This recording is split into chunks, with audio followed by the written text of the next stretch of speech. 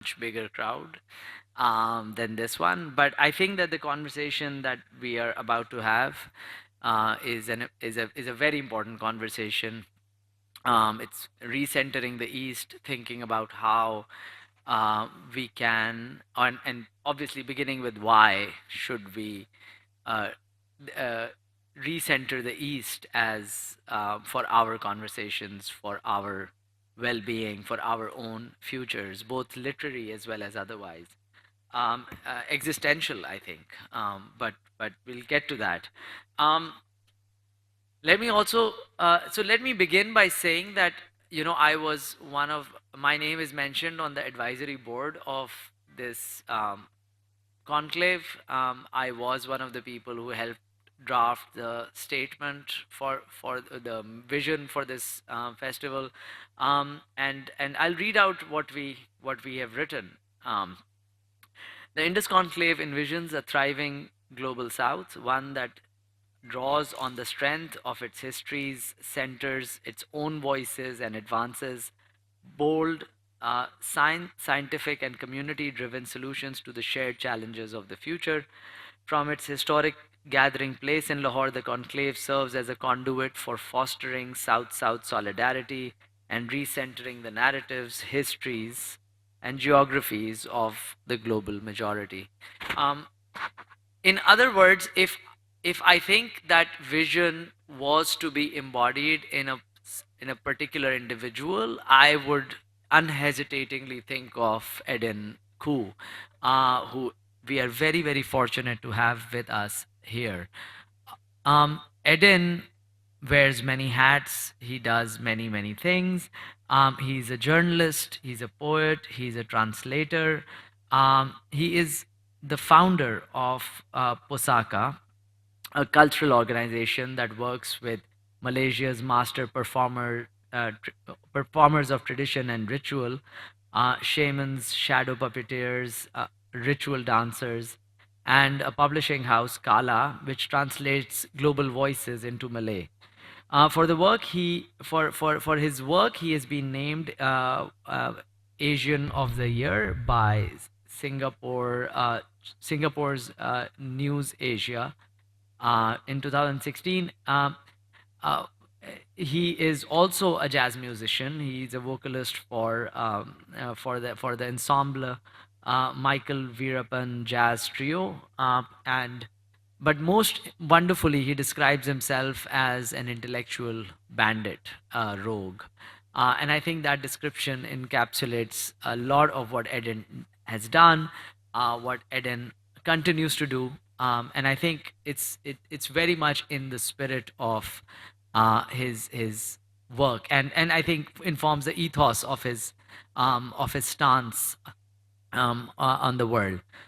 So that is Eden. The reason why I think we need, so this conversation about recentering the East, the reason why we need to center it so much on learning about Eden and learning about his work and learning about how he came to do the kind of work that he's done with Pusaka, with Kala Publishing House, with the kind of journalism that he does, with the kind of translation and literary output that he's had.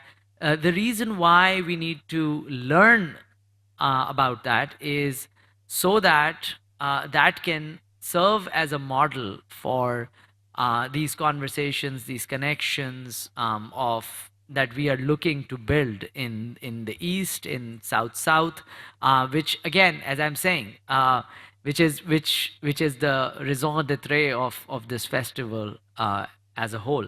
So absolutely delighted for you to be here.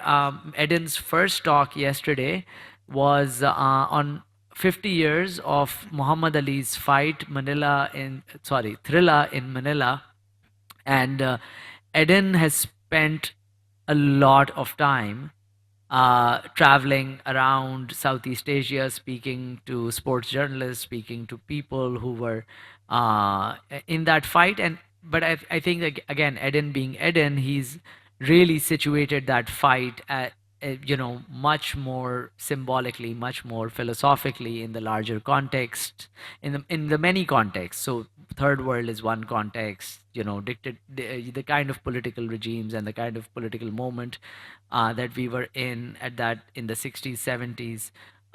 So uh, and I think that the place where we left that conversation, Eden, was actually drawing full circle back to your adolescence. And you basically told us that you were a very violent child, or a very violent adolescent, and you had gotten down to a science how to break someone's teeth with a punch.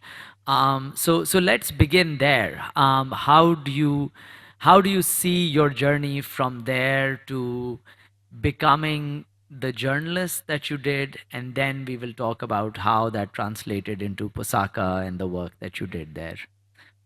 Um, Thank you, Bilal. Always very generous. And thank you all for being here on a Sunday afternoon to listen to some Malaysian guy come and tell his story. Yeah, well, I'm very interested in very primordial things. And I didn't go through a long period of violence, but I went through a period of adolescent violence, which I think had a certain kind of justification. I come from a country that is very defined by ethnicity and race. Even our politics is defined that way. According to, we have race-based parties. We are coming out of that now with multiracial parties, but overall, that still dominates Right. the discourse. I come from a mixed marriage. My father is Chinese and my mother is Indian, in a just slightly predominantly Malay Muslim country. My parents are Buddhists and Hindus. And I grew up as a mongrel child. And in very ethnically conscious Malaysia, you're constantly reminded that you're a mongrel. The words are not so kind. They're kind of like paria and, bastard, which was very traumatic. And I was a bamboo of a child, in Malay, you say you're an ikan bilis, an anchovy, very thin, very scrawny. And I was very bullied in school, uh, name called and things like that. And then I went into secondary school, and I spoke of this at the last session, but I got into a fight. And normally I would back down, but in this particular instance, I didn't back down. And I landed a punch on someone, quite a big, hefty guy, and well known for having a gangster reputation in school.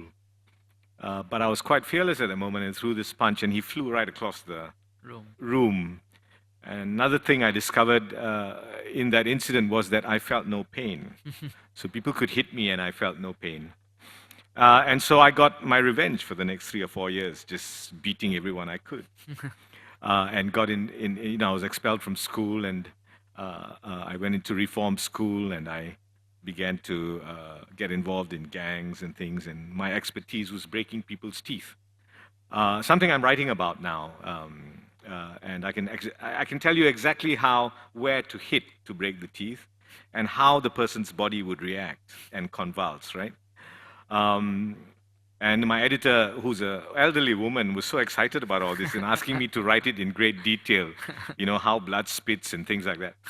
But that all changed after a few years as I was dragged more and more into the world of femininity or women. I got to interact with women a lot more. I grew up with women in my extended family, cousins and aunts, and we were a very expressive family. We kissed and hugged each other a lot. And then I went to a boys' school, which was very traumatic for me.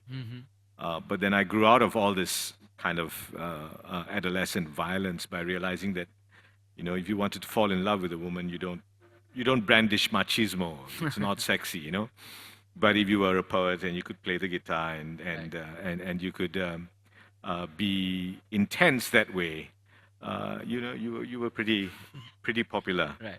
Um, but yeah, I mean, intellectual life, the life of literature, the life of culture, which I'd always kind of grown up in it, but to take it very seriously, immerse myself in it. And I think a lot of how I've navigated life since then has been literary and cultural and musical. Mm-hmm. And that has never ended, right? Because it's so seductive. Mm. But now I go back. I turned 55 last year. I'll be 56 on October the 14th. Oh. Now I reflect a lot on what that actually means. Mm-hmm. And it does give me a sense that I come from a very chaotic kind of Mm. culture. And I think I carry a lot of chaos in me. And I think a lot of the world does, Mm. but they have a choice. Mm-hmm. I don't have a choice. Right. And so I need to write about it. Yeah. Right. And so the journalism that you did was really a kind of a survival strategy. Can we say that, or was it a reform strategy, or was it something that helped you? In what way? I mean, so what I'm trying to get at is that journalism helped you relate to the world in a particular way. How do you reflect on that? Well, I'm a very political person. Right. I went to study in the UK. Mm-hmm. In 1989, Mm-hmm. I entered university in Newcastle upon Right. Tyne Right. to do Islamic philosophy. That's been my first Wow. degree. At a very, very interesting time. So it was the time of the Rushdie affair, Mm-hmm. the publication of the Satanic Verses, which had great resonances to Malaysian society, of course. And Malaysia was also becoming increasingly aware of its religiosity. And then I landed in the UK, and 3 months later, the one thing that had shaped so much of the world came tumbling down, which was the Berlin Wall. Berlin Wall. Yeah. And I traveled through Eastern Europe at that time. Mm-hmm. I was very fortunate to be in Prague Square when Václav Havel was released, Wow. and I waved to him. Wow. I traveled through East Germany, through Hungary, Mm. and to a country that has become one of my intellectual homelands, Poland. Wow. I love Polish writers, and I pronounce Polish names very well. Um, How is Zbigniew Herbert pronounced? Zbigniew Herbert, Zbig- Herbert, yeah, Oh, Herbert. Okay. and Czesław Miłosz, and people like that. But so this sense of everything borderless Right. coming down with that wall, I think had great resonances. Mhm. But I'm a very political person. Right. I'm deeply involved in politics. Mm-hmm. Have been for a very long time. I returned home to Malaysia at a very politically gravitational period. Mm-hmm. I'm actually writing a political biography at the moment of Right. our longtime Prime Minister, Dr. Mahathir Mohamad, who just turned 100 in July. Wow. So I think a lot of my journalism, but my journalism is not specific. So even in journalism, I'm very sprawling. Yeah. And what I try to do is really not segment anything. Mm-hmm. I think everything in life is political, Mm-hmm. and politics is also very cultural. So it is to try and illuminate. Mm-hmm. We have created too many boundaries for ourselves, Mm-hmm. which is very reflective of the way, for example, the state would like you to behave Mm-hmm. in very categorical ways that you are this and you are that. Mm-hmm. As a child, as a mongrel child, as a child of mixed marriage, well, I don't have a choice. Right. And where do I put myself? Right. And from a very young age, I can't remember what this poem is, but it was read by an actor I really loved called by the name of Richard Burton. Mm-hmm. And it ends with just the lines, and to hear the calling of the world, the world. Mm. And that has been very much something I've been seduced by. To hear the calling of the world, The world, the world. the world, the world. Right. Worldliness. Right. In Malay, you have a beautiful word for that, Duniawi. We also have the same Yeah, word. dunya is, of course, Yeah. the world. Yeah. But to be duniawi, Is of the world. yeah. Yeah. Or worldly. Or worldly, yes. Right. Yeah. Yeah. Um, So you went on. So you started doing your journalism at 23. So Eden has had the honor of, or I don't know, or dubious honor of having interviewed at least three Pakistani premiers, including Benazir Bhutto, Nawaz Sharif, and Pervez Musharraf. So Eden, so then you went on to start Pusaka. Tell us about Pusaka. Tell us about the kind of problems you were trying to solve. And again, I would like you to kind of link it to your biography as well, of where were you at that time, just and what in you wanted an organization like Pusaka. Yeah, we can. And before that, since we are in Pakistan and I'm an outsider, do you want to hear descriptions of each of your prime ministers and what they would like to be interviewed? Benazir was incredibly dramatic, very, very attractive, but full of flair and incredible gestures. And Nawaz Sharif was very crafty and very calculated in everything he said. But I must say that one of the finest interviews I ever had was with Pervez Musharraf, Right. an incredibly intelligent, intense, and well, at that time anyway, quite visionary leader. Right. Right. Yeah. Right. But back to Pusaka. When I returned home, I was very interested in the Salman Rushdie affair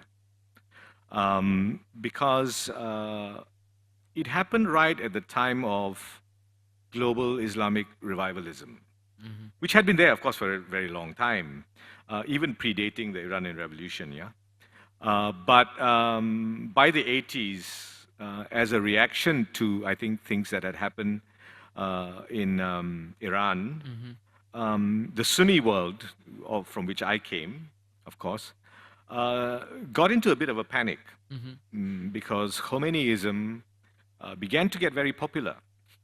So our present Prime Minister, Anwar Ibrahim, who was a very well-known Muslim leader at that time, within 2 weeks of Khomeini's returning to Tehran, he was summoned and given an audience with the Imam. And I think what that did was it gave a sense of panic to the Sunni world. And it drew out Saudi Arabia from its enclosure into essentially exporting a lot of its ideology or its sense of religiosity to the rest of the world, which culminated, of course, in what happened in Afghanistan in 1980. So this had tremendous effect in a country like Malaysia, which at one time had a very kind of localized sense of Islam. Right. Very, very rooted in tasawwuf, in Sufism, very syncretic. And by the 1980s, all that changed. Somehow Muslims were not supposed to live that way anymore, Right. but a lot more according to hukum and shariat and so on, yeah?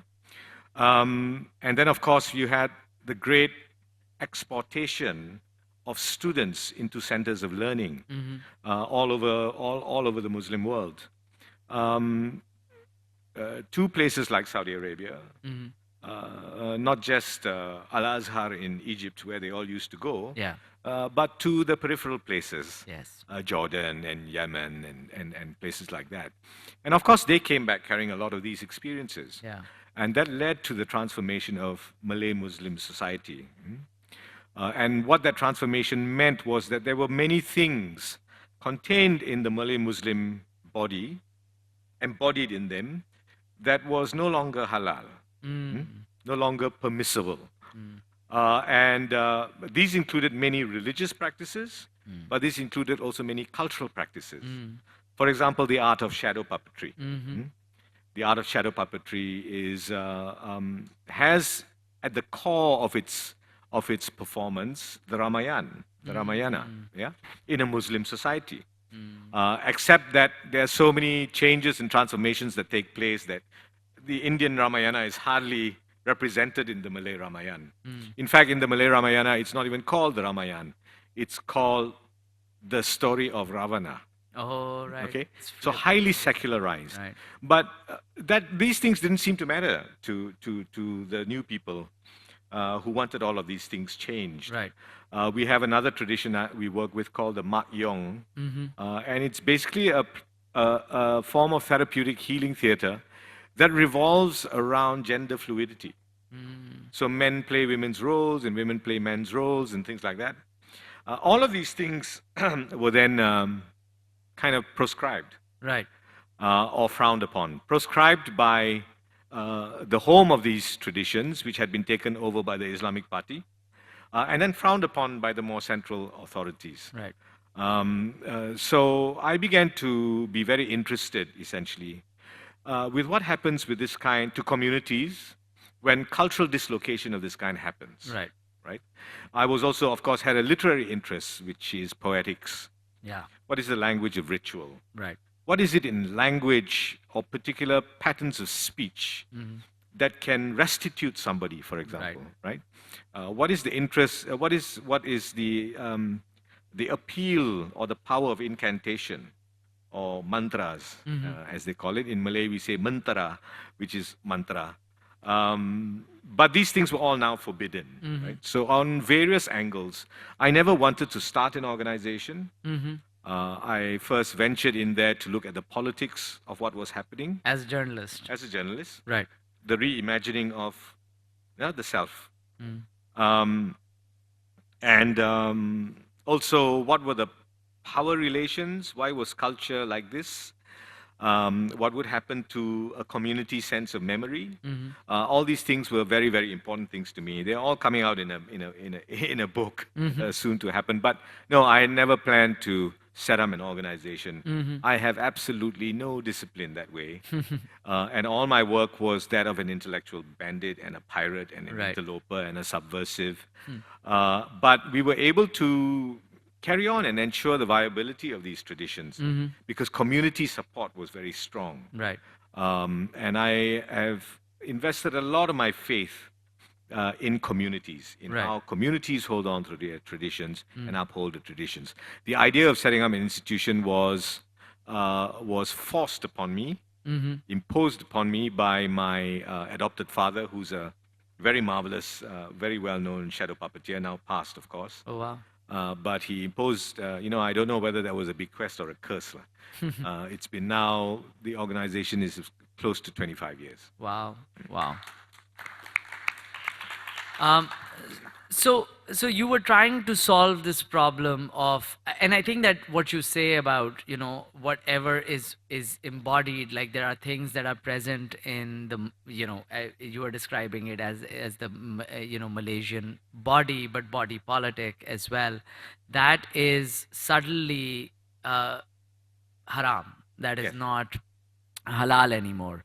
And I think that is so much of the experience of being a modern Muslim anywhere, where guilt about not being the right kind of Muslim is so central to being a Muslim, and I don't think we talk enough about that guilt. That I think is quite defining to the whole experience of being a Muslim and experiencing Muslimness to begin with. Um, and I doubt that you can actually get at it through intellectual means. You have to find some other artistic way to get at that particular guilt.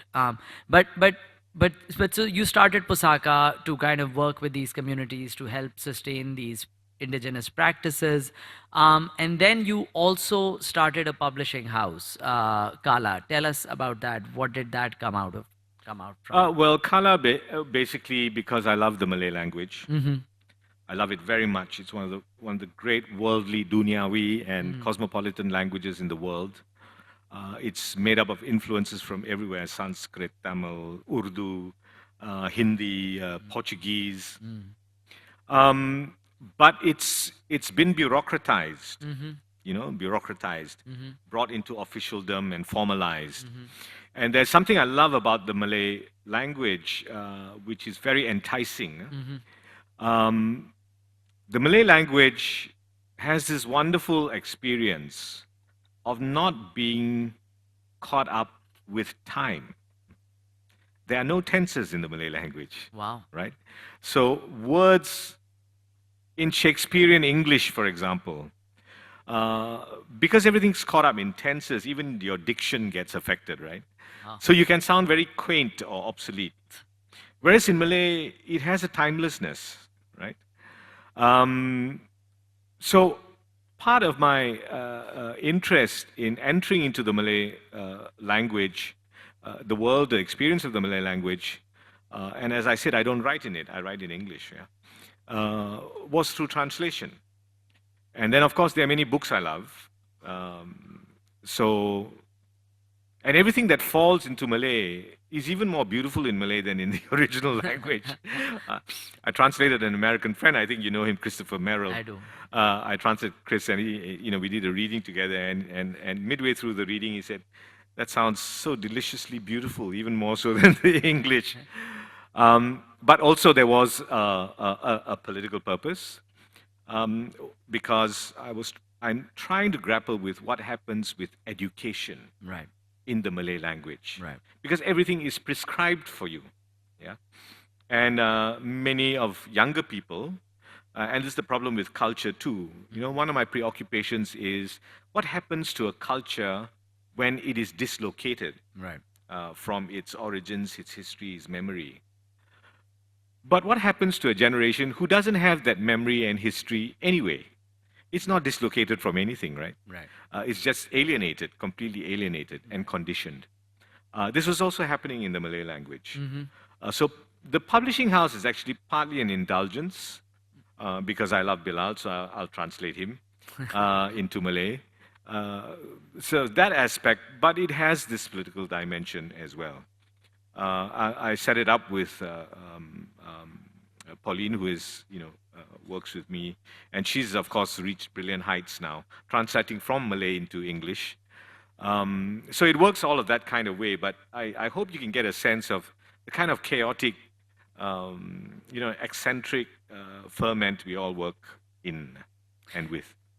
I think that gives us a great foundation to kind of talk about the second part of to get to the real question of this panel, right? I mean, I think you've also been involved in a lot of cultural exchange, right? Whether it's taking Malay ritual performers outside of Malaysia, whether it is bringing them into Malaysia.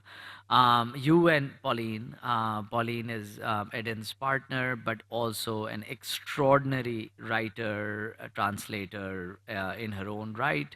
Actually, one of my favorite essayists right now, who are writing right now. I mean, her essay on Paul Celan Yeah. is one of the most exquisite things I've read ever, and it's so extraordinary. So anyway, but I think that Eden and Pauline together, I think, are curators. They're cultural interlocutors. So how do you? So tell us a little bit about. We have gotten a good sense of your existing work, but tell us, how do you like look at the world from that sort of vantage? When are you when you sort of think about bringing people to Malaysia or taking people from Malaysia? What are the things that are going through your mind? What are the kind of conversations that you guys are having? What is important? What is not important? How should we curate this? What should we not do? What should we absolutely avoid?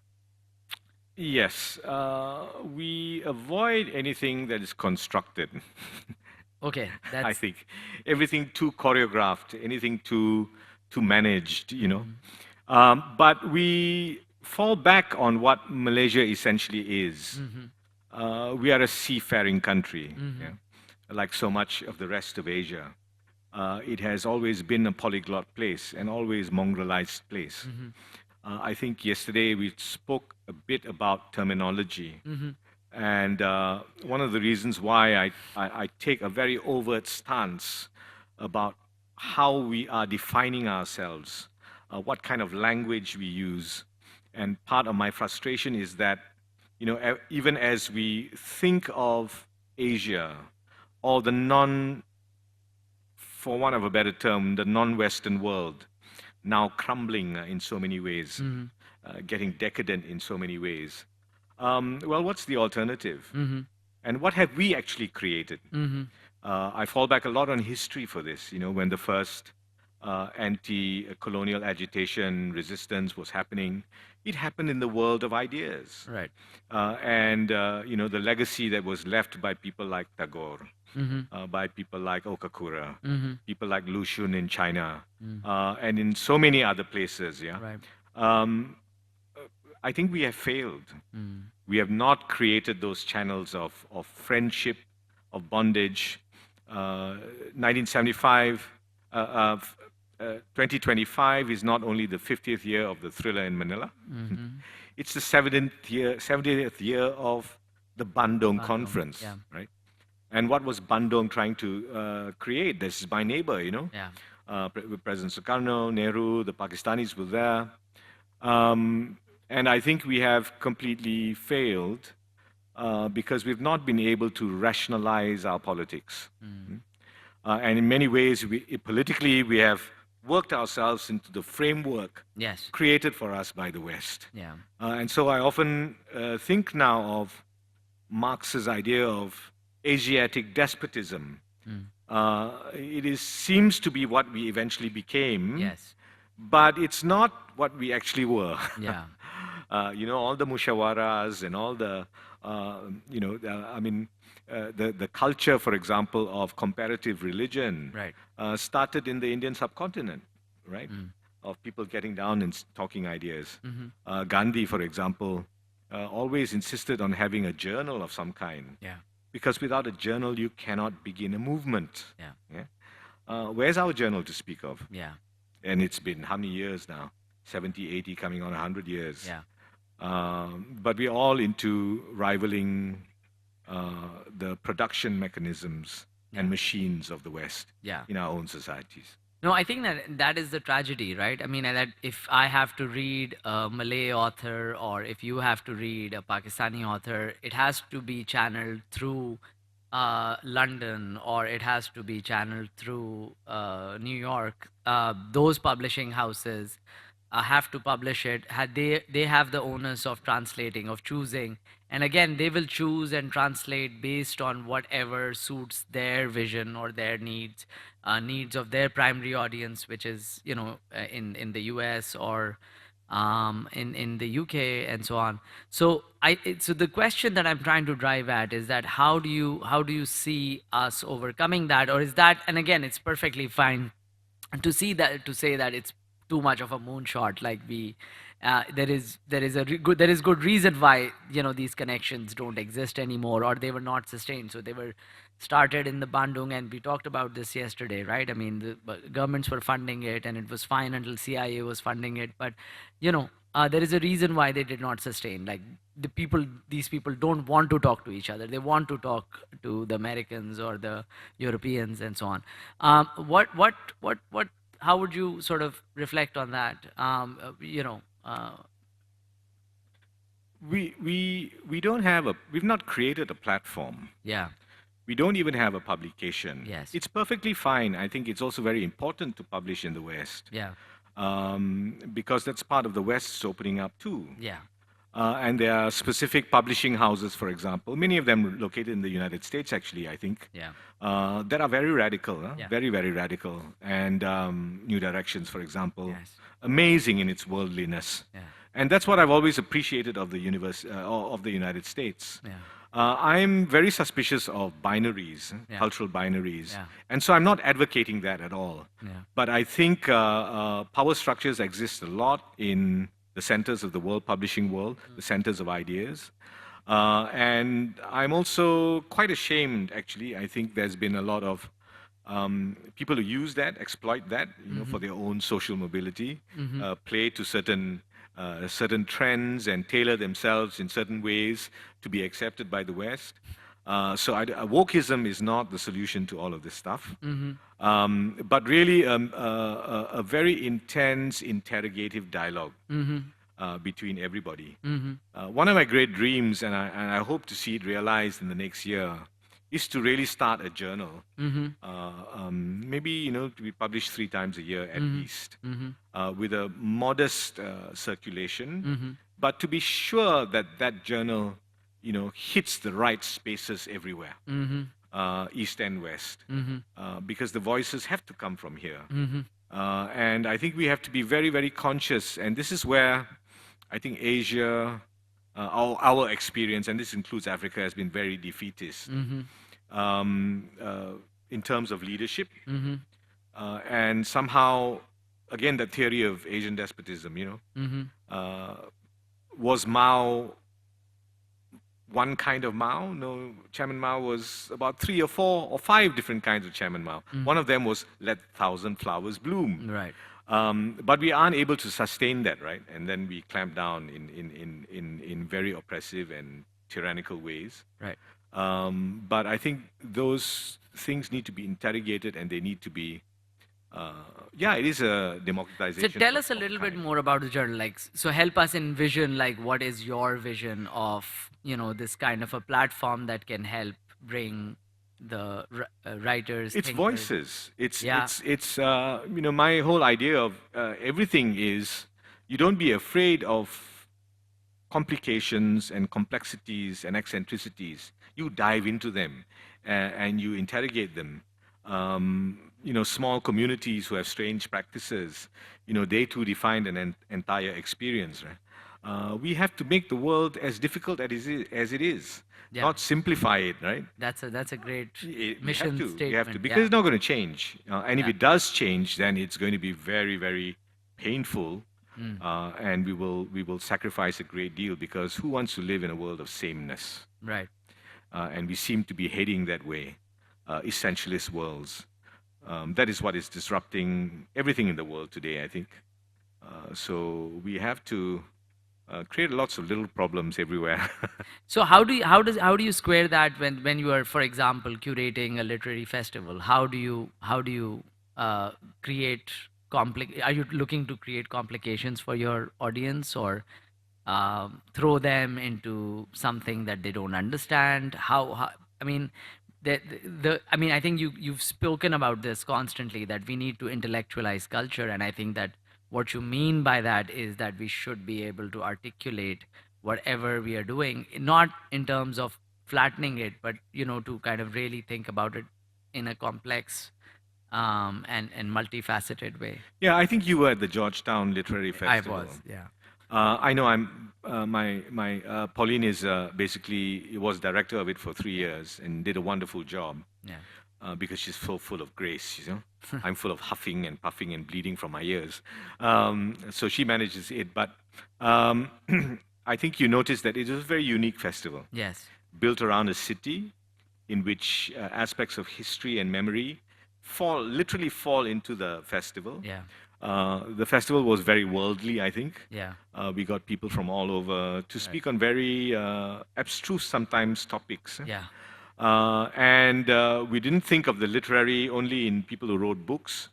We got politicians, we Yeah. got people of that kind to really engage in ideas. Yeah. The problem with that, of course, that we have cretin leadership. You see. Literally barbarians who, or in the words of Werner Herzog, the great German filmmaker, funding agencies are full of bozos. And what happened was, of course, the bozos, and please publish this as widely as you can to Georgetown Literary Festival. The cretins and the barbarians and the bozos, of course, pulled out the funding.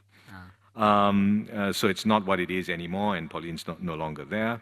But when we think about it that way. Right. In fact, what is very interesting is that we just fall back on what the landscape that is hosting this festival. What is it all about? What is it historically? It's a mess, right? It's a mongrel place. Everybody fell here: Parsis, Gujaratis, Malayalis, Tamils, Chinese, indigenous Chinese, Malays from all over Indonesia, Europeans, the French, the Dutch, the Portuguese.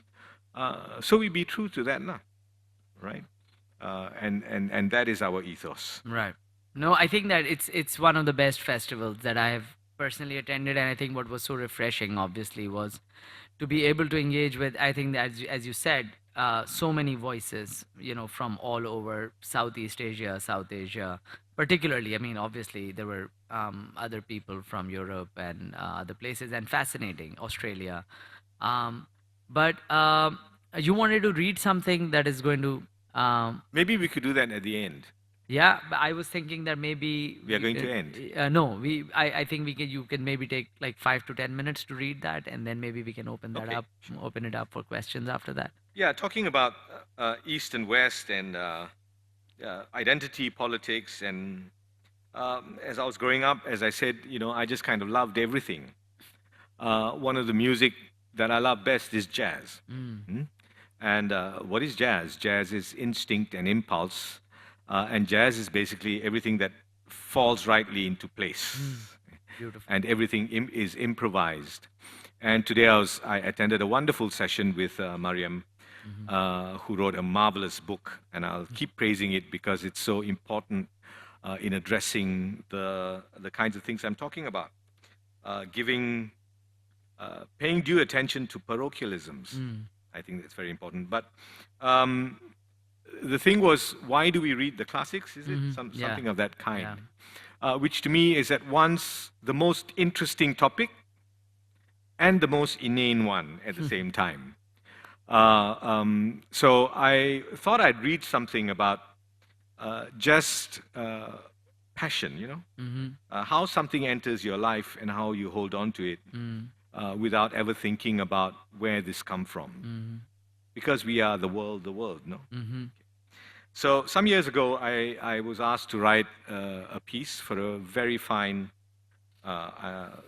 publication in Malaysia and the region.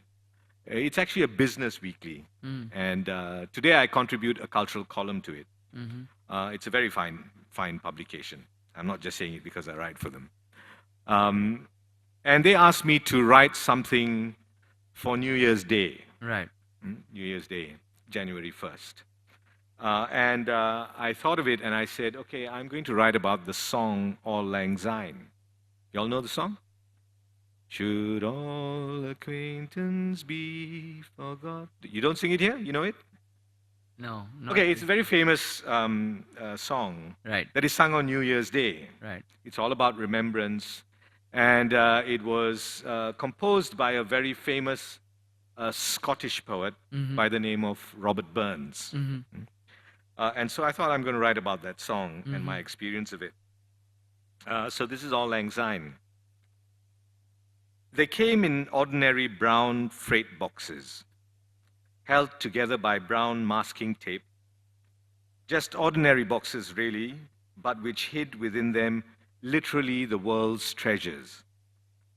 A close friend of my father's, whose name was Thor Gimlock, Chinese man, or Uncle Gimlock to me, he was bald and straight backed, deep voiced, and always with a cigarette. And he worked at the Oxford University press offices in Kuala Lumpur. As shipments of that illuminating series, the Oxford World's Classics, arrived every few months, he would carefully set aside a box to bring them to me, a scrawny child with a touch of the inner wild, but always tentative when among people.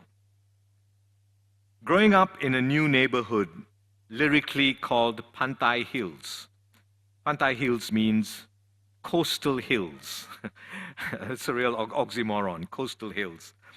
Carved between the new popular township of Petaling Jaya, which means harmonious and prosperous, and the heart of the city of Kuala Lumpur, which means muddy estuary.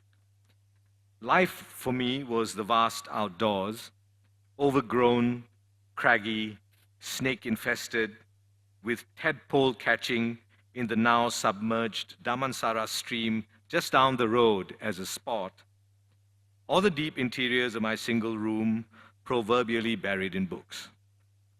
I can still remember ripping the tape off the first book and discovering She by H. Rider Haggard, an adventure story apparently for boys. A decade later, we would discover a version of this adventurer, Horace Holly, its protagonist, in the form of an archaeologist called Indiana Jones. There were volumes also of a new series called the Classics of Asia series, which featured the tales of the great Malay hero Hang Tuah, carefully retold by an old colonial administrator who refused to leave, whose name was Mu Bin Shepherd, and the immortal love story from China of Lady Whitesnake. There was, of course, Rudyard Kipling's The Jungle Books, which would later lend me my first literary archetype, Mowgli, the jungle wolf boy. Then there was especially the gasping Scotsman Robert Louis Stevenson, prone to pneumonia, who dreamt always of a tropical climate that would make breathing easier. And with that dream of good breath, unfurled the fantastical landscapes that would forge his classic novels and stories, Treasure Island and the South Sea Tales. My best love of his books, however, was Kidnapped. Set within the valleys of what was then for me the fabled city of Edinburgh, with its castle ruins, rebellions, and first clipped syllables that bore my very name. It was also my earliest introduction to what would prove a lifelong intellectual fascination, radical politics. The setting of Kidnapped, the aftermath of the Jacobite uprising, inspired a sense of keen discovery in me. Troubled even then that such an interest might bear the traces of a quaint colonialism, I reconciled in my head that loving the Scots was better than loving the English, and so retained to this very day a quaint partiality for Scottish independence. This trail of discovery was to lead to a deep search of Scottish history through the pages of that greatest educator, the Encyclopedia Britannica, a discovery of Macbeth, and finally to the histrionic figure of the poet Robert Burns. This mythic figure of everything Scotland has suffered the fate of most myths, a deflation of real meaning and a mutation into national sentimentality. Even today, the real radicalism of Burns would spark contentious debate. Born in Alloway, in Ayrshire, Burns, the son of a tenant farmer, grew to his radicalism watching his father being beaten by authority. His radical ideas burned with the onset of the French Revolution and its promise of liberty, equality, fraternity. His poetry ranged from sloganeering to the tender and created a poetic personality of such complexity that he has since become just about everything to everyone. Or in the words of one of his own songs, man is complicated. Yet this maze through the Britannica and the labyrinth that is Scotland, Robert Burns struck home when I discovered that the song, Auld Lang Syne, long regarded as a family anthem at every whiskey-driven New Year's Eve, here and everywhere, was put together by the very same Robert Burns. Declared by the BBC as an international anthem and Scotland's greatest gift to the world, Burns' Auld Lang Syne, a song of the deepest sadness, longing, and dreams of reconciliation, was brought by the Scottish immigrants throughout the diaspora, especially to the regions of North America. It is rumored that in the American Civil War, the general of the Unionist armies, Ulysses Grant, restrained the song from being sung by his cavalry, for its theme of home and return would bring about homesickness. But upon victory, he ordered the band to play it as a symbol of hope and healing. By the 20th century, the song had become a recurrent theme for renewal in silent cinema, used most poignantly by Charlie Chaplin in the New Year's scene of the film The Gold Rush. Closer to home, to Malaya, a striking recollection by Anthony Burgess in his brilliant memoir, Little Wilson and Big God, of a drunken New Year's Eve night in Kota Baru, a small town in the northeast of Malaysia, overlooking the Kelantan River, a state in the northeast of Malaysia, on the eve of a Malaya headed for independence, and with his great novel, The Clockwork Orange, looming, has loud voices in the background announcing departure by singing Auld Lang Syne. I think that the reader should enrich what he is reading. He should misunderstand the text.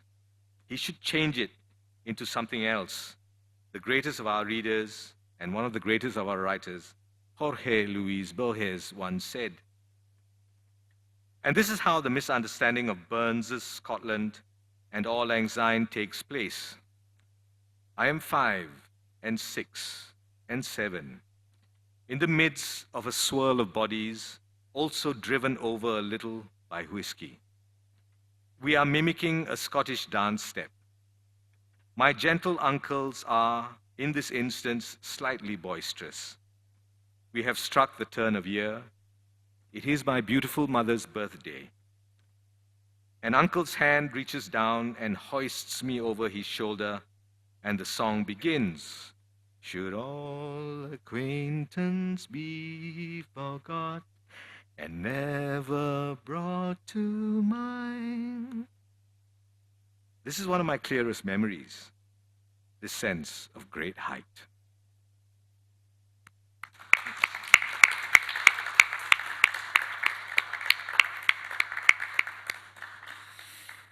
Thank you, Eden. I think that that essay and all the connections sort of it pulled, and how it first centers Robert Burns and then decenters him, and sort of the spread of ideas and how you've kind of traced those ideas all over the world. I think that that's a great sort of model for how, I don't know how to say, I mean, it's not even a model. I think that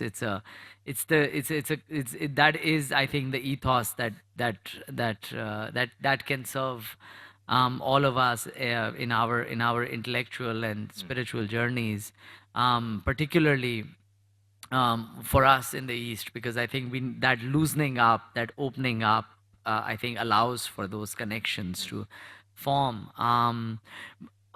Are there any questions from the audience that we can take? There is a question here.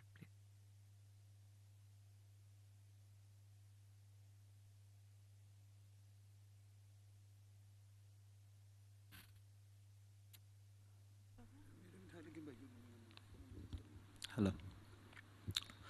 As you talked about, you are a political being, right? So, I would like to know about the landscape, political landscape of Southeast Asia, specifically Malaysia. What are the political drivers there? Just like in Pakistan, those political drivers are deep state, the religion, the feudalism. So these are the political drivers here in the Pakistan. So what are the political drivers in the Southeast Asia and in Malaysia? Pretty much the same thing. I think it's what dominates politics everywhere now. Essentially, very subliminal forces of ideology, of real state of unease about how much complication we bring with us. And so this need for essentialism and a need for puritanism and a need for essentially being as simple as you could possibly be. I think in that way, democracy has also not served us well. And I think really every political being is petrified of his self and herself. And a lot of, I think, how we reach out for politics is rooted in fear.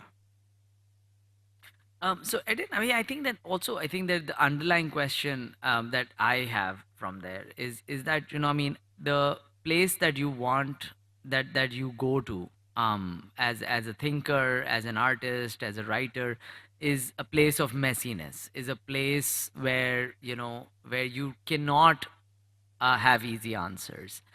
How do you think that that is a productive place for global connections, for establishing, you know, for reaching out to a broader community, to the global south, to third world?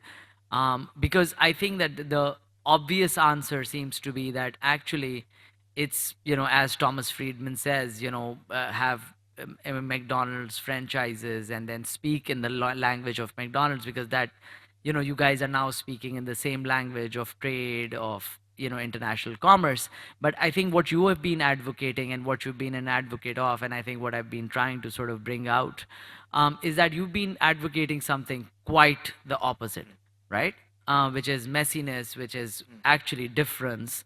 But again, how do you square that with the sense of like then being able to even speak to the other? I'm glad you brought up the name of Thomas Friedman. One of the great tragedies of the world is that we listen to him too much. And I think all that, global trade, the McDonaldization of the world, that has brought about this kind of, chaos because it's hegemonic. It's not trade like we knew it in Indian Ocean trade, okay? Capitalism, of which I'm a great advocate, but of very old forms of capitalism. Commodification is corporatization is a totally different beast altogether. Let me try and put a political projection that is at once cultural. I think nations, smaller nations, like Malaysia, like the Southeast Asian region, like the Caribbean, are going to have a lot more to say. They are resource-rich countries. One of the countries that has the highest GDP today is in the Caribbean, in Guyana, which is led by a marvelous Muslim prime minister, very articulate, very intelligent, big fan of Bob Marley, you can't go wrong. And I think because of the nature of our heterogeneity, we will have a lot of opportunities to provide a compass of how the world works through this very rigid place it's gotten itself into. And that will have to take cultural features. This may be very romantic, but I think we don't have any other way. We're going to have to go through a period of very deep struggle, maybe even violence, before that begins to comes to the fore. But I think it eventually will. So I think we have to prepare ourselves. I do believe in disruption and subversion. Because I don't think there's really a point of arrival. And that's the great mistake of our past so many decades, right? And I think it was well encapsulated by Francis Fukuyama, who's a marvelous writer, and I found his book invigorating. But the end of history, really? Who are you, God? So I think these continued disruptions are very, very important. Life, my brother, is a process. It has no end. I remember one of the things that had been a great influence on me. I met him eventually, and this is the poet Derek Walcott. Not a very nice man, not a very nice man at all. And I was able to get on with him because I knew a lot about cricket. So that itself also is a strategy, right? How you deal with individuals of this kind. But he said a wonderful thing, in his Nobel lecture, when he talked about the Caribbean as being polyglot, mongrelized, a landscape without a history, like heaven. And that was so much about how I reflected on my place. I mean, I'm a small person from a small country. What can we actually do? But that's really not the point. No person is small, really. No country is small if what you say has enough resonance. So I think that is my optimism. At every stage, there is greater pessimism than optimism. At every stage, and I'm naturally despairing all the time. I don't know if you know the Romanian philosopher Emil Cioran. No. He writes all these very depressing books, The Trouble with Being Born and things like that. And I'm a great fan of his. But I think when you are deeply rooted in ritual theater, and when you see people, after hearing a certain kind of mantra, or when you sit down in the feet of kawals, Mayor and Chair Ali are my adopted fathers. We brought them to Kuala Lumpur many times. And when they sing Man Kunto Maula, as I heard the other day by the Farid Ayaz, I mean, there's a whole, your soul just is uplifted. So I fall back on those things in a very romantic way. But just as I weep whenever I hear Auld Lang Syne because I think of my dead uncles and I think of my mother. That kind of emotional power surges you forward. I think we are out of time. Thank you all. Eden is available. You guys can come up and ask him questions. But thank you all for coming and taking out your time for being here. Thank you so much. Thank you. Thank you, Very Eden. touched. Thank you. Thank you so much.